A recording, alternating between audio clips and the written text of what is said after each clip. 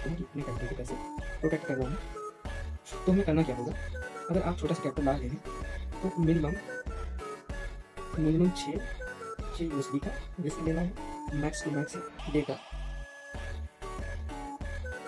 ज़्यादा नहीं होना चाहिए। जो हमारा पर डे का रिस्क होगा 6 यूएसडी होगा, ठीक? और पर डे का 6 डे होगा, मिनिमम बताना है। और जो मैक्स रिस्क होगा 10 यूएसडी होगा। तो इसके लिए हमारे पास एक क्राइटेरिया है, ठीक?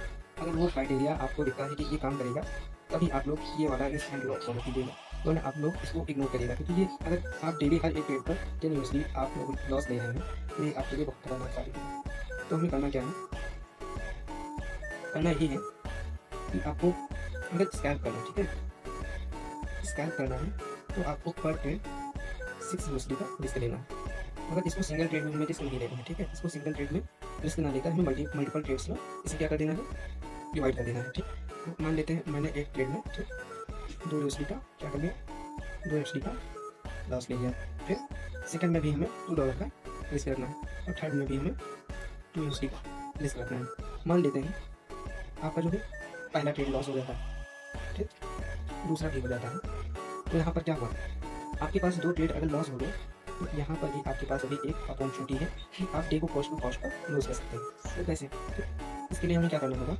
इसके लिए हमें करना यही है, अपनी जो रिस्क एंड रिवॉर्ड को मेंटेन करके रखना है। मैं तो ज़्यादातर यही फॉलो करता हूँ कि ज़्यादा से ज़्यादा हमें 1:3 का रिस्क एंड रिवॉर्ड फॉलो करके चलना होगा, अगर आप अपनी छोटी सी कैपिटल को ग्रो करना चाहते हैं। अगर आप 2 ट्रेड मिस कर देते हैं या फिर लॉस हो जाता है, मान लीजिए आपका लॉस हो गया, तो आपका वहाँ पर कितना जाता है? $2 चला जाता है, ठीक? $2 चला जाता है, 2 नहीं चला, 2 एक में जाता है, 2 एक में जाता है, ठीक? आपके पास अभी कितना है? $2 बचा हुआ है। इसका यूज़ आप अगर 1:3 के हिसाब से करते हैं, तो आपका जो है क्या हो जाएगा?